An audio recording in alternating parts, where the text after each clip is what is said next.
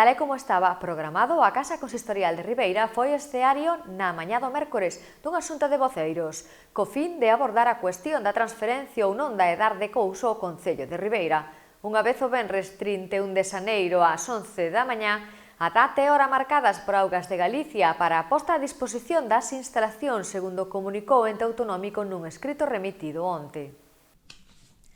Durante a xuntanza celebrada na Casa Consistorial de Ribeira, que estivo presidida polo alcalde, contou coa participación dos voceiros e outros edís da corporación, así como técnicos municipais, Ruiz Rivas avanzou que no transcurso da presente semana será entregado aos grupos un estudo de custes comparativo que se está ultimando e que reflectirá de forma detallada o importe a sufragar, tanto no suposto de que a estación depuradora fose xestionada pola Xunta, como no caso de que o mantemento e explotación da mesma dependese do Concello. Ademais, o resedor municipal fixo partícipe aos asistentes de que antes do mércores día 22 se iniciarán as obras para separar as augas pluviais que no polígono de Sarás aínda verten ao colector industrial e ademais vai estar autorizado o gasto para unha segunda intervención de mellora da impulsión nas bombas situadas no entorno de García Ballón, o que evitará que teña que funcionar o aliviadoiro ali existente salvo fallo das mesmas.